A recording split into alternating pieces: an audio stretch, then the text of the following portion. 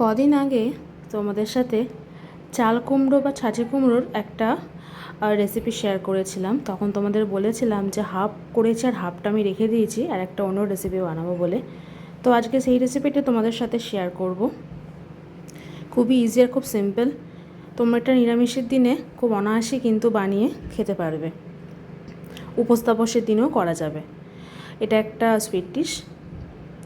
চলো তোমাদের সাথে আজকে শেয়ার করছি চাল কুমড়োর পায়েস। হ্যাঁ, চাল কুমড়োর পায়েস শুনতে একটু অন্যরকম লাগছে, কিন্তু খেতে দুর্দান্ত হয়। খুবই ইজি আর খুব সিম্পলভাবে তোমাদের বানিয়ে দেখাবো। তবে যারা সুগারের পেশেন্ট তারা এটা অ্যাভয়েড করো। চাল কুমড়োটা আমি ঠিক এইভাবেই কিন্তু কেটে নিয়েছি, যেরকমভাবে চচ্চড়ির জন্য কেটেছিলাম, সরু সরু করে, কারণ এটাকে আমি স্টিম দেবো। কুকার নিয়ে নিয়েছি, তার মধ্যে চাল কুমড়োগুলো পুরো কেটে আমি দিয়ে দিয়েছি। পরিমাণ মতন জল দিয়ে দেবো। নিয়ে এটাকে আমি 3 থেকে 4টে ভালোভাবে সিটি মেরে নেব। ঠিক আছে, সিটি মেরে নেওয়ার পর দেখো পরিমাণে কিন্তু অনেকটাই কমে গেছে। এরপর এটাকে আমি হাতের সাহায্যে ভালোভাবে জলটা চিপে নেব। জল কিন্তু একদমই রাখা যাবে না। তোমরা এটা গ্রেটারে গ্রেট করে নিয়েও নর্মালি ইউজ করতে পারতে, তবে আমার যেহেতু একটু বড় বড় কাটা হয়েছে তাই আমি এটাকে এরমভাবে সেদ্ধ করে নিয়েছি। নিয়ে সেদ্ধ করা জলটা আমি ফেলে দিয়ে হাতের সাহায্যে দেখো ভালোভাবে চটকে নিচ্ছি। নিয়ে এর থেকেও কিন্তু আরও জল বেরোবে, সেই জলটাও ফেলে দেবো। যেটুকুনি জল আছে সেইটুকুনি জলটা কিন্তু আমাদের চেপে চেপে ফেলে দিতে হবে।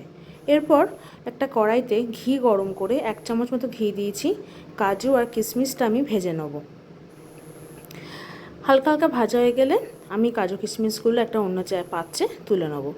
এরপর ওই একই ঘিতে দিয়ে দেবো 2খানা এলাচ আর দিয়ে দেবো একদম জল চিপে রাখা চাল কুমড়োটা। এরপর চাল কুমড়োটাকে ঘিয়ের মধ্যে ভালোভাবে কিন্তু আমাদের ভেজে নিতে হবে। ঠিক আছে, যতটা পারা যায় যাতে চাল কুমড়োটা শুকনো শুকনো হয়ে যায় ঘিয়ের মধ্যে ভাজা ভাজা। এখানে হাফ লিটার মতো দুধ আছে। দুধটা আমি ভালো করে ফুটিয়ে জাল দিয়ে নিয়ে একটু মারিয়ে নিয়েছি।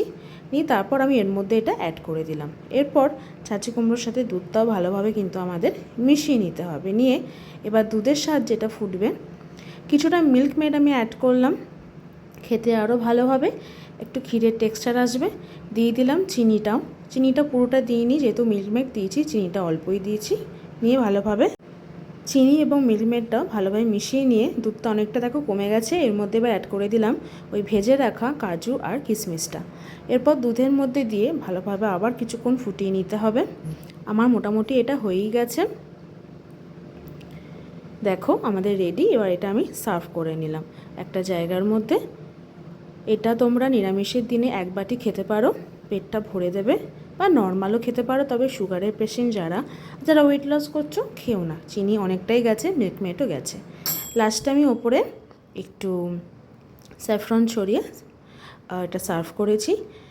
তো তোমরাই বলো কেমন লাগলো। একটু অন্য ধরনের ট্রাই করলাম। আমি লাউয়ের পায়েস খেয়েছি আমার মায়ের হাতে, চেষ্টা করলাম ছাঁচি কুমড়োরও সেইভাবেই বানাবার। তবে ঘিটা এখানে মাস্ট, ঘিটা তোমরা দিতে ভুলবে না। ঘিতে কিন্তু আসল স্বাদ হবে এই পায়েসের। তো চলো আজকের রেসিপি এত অবধি। যদি তোমাদের রেসিপিটা ভালো লেগে থাকে অবশ্যই কিন্তু লাইক করো, কমেন্ট করো আর শেয়ার করতে ভুলো না কিন্তু। Till then, tata. আবার আরেকদিন দেখা হবে অন্য আরেকটা রেসিপির সাথে। চলো টাটা।